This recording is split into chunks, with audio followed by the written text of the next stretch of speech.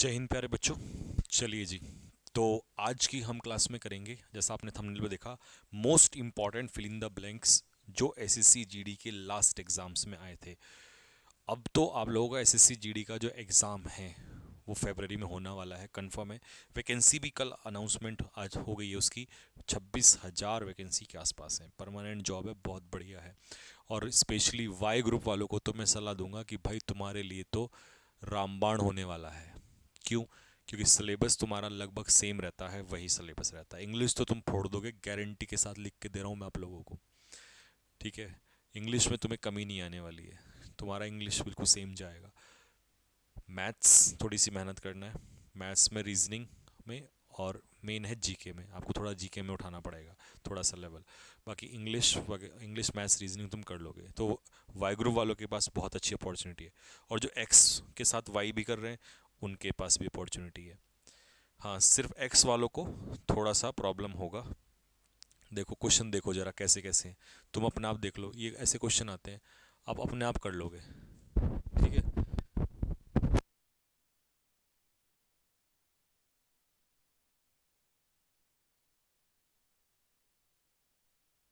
चलो जी, पहला question, let's go out now.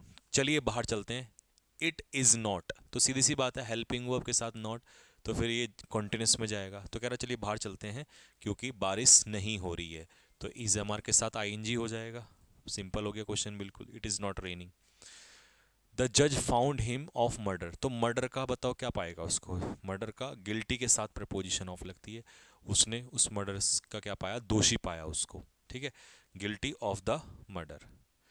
रोक के तुम ही देख लो, पहले खुद सॉल्व कर लिया करो, आपको समझ में आ जाएगा। आप पूरा पेपर उड़ा दोगे ऐसे जैसे। 1950 इज वो साल है जिसमें भारत क्या हुआ था, एक रिपब्लिक बना था। तो पर्टिकुलर ईयर है, डेफिनेट इज द ईयर। तो इसका आंसर हो जाएगा आपका, दैट इज ए। ठीक है भाई लोग। Shall we his invitation to dinner, तो हमें क्या उसका डिनर के लिए इनविटेशन एक्सेप्ट करना चाहिए। तो एक्सेप्ट बी वाला। ठीक है, एक्सेप्ट मतलब स्वीकारना, एक्सपेक्ट मतलब आशा करना, होप फॉर समथिंग। और ये जो है, ये वाला पार्ट एक्सपेक्ट, ये होता है किसी चीज़ का इंतजार करना। ठीक है, एक्सपेक्टेशंस। सॉरी, एक्सेप्ट मतलब ये हो जाएगा छोड़ने वाला, ये हो जाएगा होप वाला। ठीक है, एक्सेप्ट एक्सेप्ट मतलब इंक्लूडिंग, सो एक्सक्लूडिंग, छोड़कर किसी चीज़ को। ठीक। The prime minister was as good as its word. ठीक है, प्राइम मिनिस्टर उतने ही अच्छे थे जितने की उनके शब्द, उतनी की उनकी बातें। वाइल इन रोम, ये प्रोवर्ब है, कहावतें भी आती हैं, जैसे एयरफोर्स में कहावतें आती हैं ना, ऐसे यहाँ भी कहावतें आती हैं कि जब आप रोम में हैं तो we must do as Romans do. मतलब जब आप किसी ग्रुप में है या किसी जगह में, तो आपको वैसे ही करना पड़ेगा जैसे कि वहाँ के लोग करते हैं, जैसे कि वहाँ के मेंबर्स करते हैं। तो इसका मतलब when you are in Rome you must do as the Romans do. ठीक है, ऐसा नहीं कि पानी में रह के आप मगरमच्छ से बैर कर लें, वो नहीं हो सकता। ठीक है। They never those who have done wrong, तो जिन्होंने गलत किया है उन्हें वो कभी माफ़ नहीं करते हैं। ठीक है, क्योंकि यहाँ गलत करने की सेंस है, तो गलत करने वाले को क्या नहीं करना, माफ़ नहीं करना। आई मेक फ्रेंड्स, जहाँ भी मैं जाता हूँ, आई गो मतलब जहाँ भी मैं जाता हूँ, तो वेर एवर आई गो, जहाँ भी मैं जाता हूँ वहाँ पर मैं दोस्त बनाता हूँ। क्वेश्चन को रोक के पहले रोक लिया करो, पॉज कर लिया करो, फिर सॉल्व किया करो। The gap of the museum showed us some ancient coins. ठीक है, म्यूजियम के किसने, म्यूजियम की देखभाल कौन करता है, म्यूजियम की देखभाल करता है क्यूरेटर। ठीक है। Taught you such lessons as these, किसने तुम्हें पढ़ाए, तो यहाँ पर टॉट हो गई वर्ब, वर्ब से पहले चाहिएगा हमें सब्जेक्ट, और सब्जेक्ट के रूप में आएगा हु, क्योंकि पढ़ाने वाला पर्सन ही होगा तो हु आ जाएगा। हु टॉट यू, किसने तुम्हें पढ़ाया।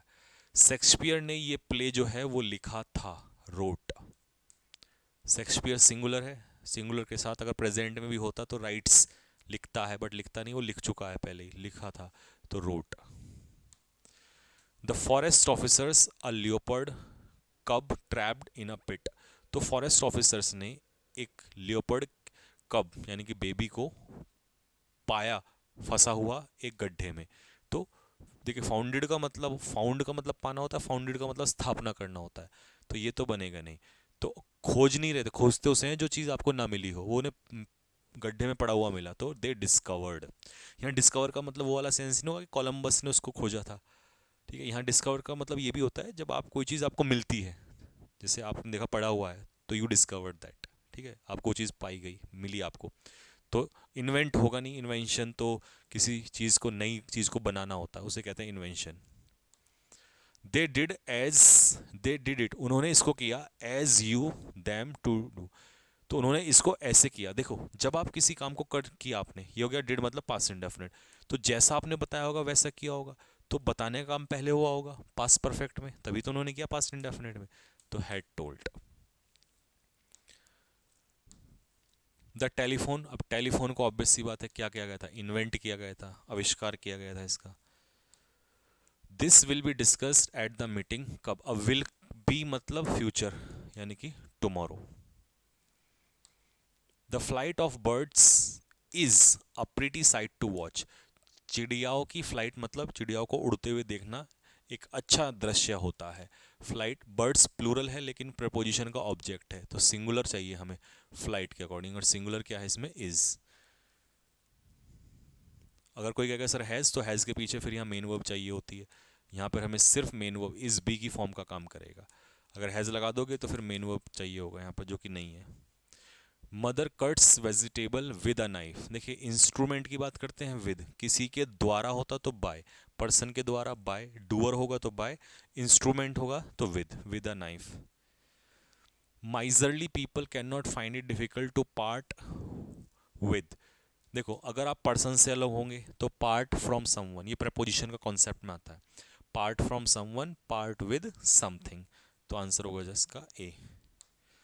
Reason is the highest faculty bestowed on man, reason का मतलब है दिमाग, दिमाग एक ऐसी चीज़ है जो भगवान ने इंसान को दी है, सबसे इंपॉर्टेंट, बाकी किसी क्रिएचर को नहीं मिली है, तो बेस्टो के साथ लगता है ऑन, बेस्टो का मतलब है गिफ्टेड, ठीक है, तो कोई चीज़ अगर हमें मिली है बाय बर्थ तो that is called Bairstow on, ठीक है, या टाइटल हमें मिला है तब भी बेस्टो ऑन लगाते हैं।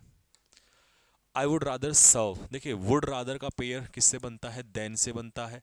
अब इधर बेयर इन्फिनेटिव है तो इधर भी बेयर इन्फिनेटिव, यानी कि वर्ब की बेस फॉर्म, वर्ब की बेस फॉर्म, दो बेयर इन्फिनेटिव में कंपैरिजन होता है, तो आंसर हो जाएगा देन बैग।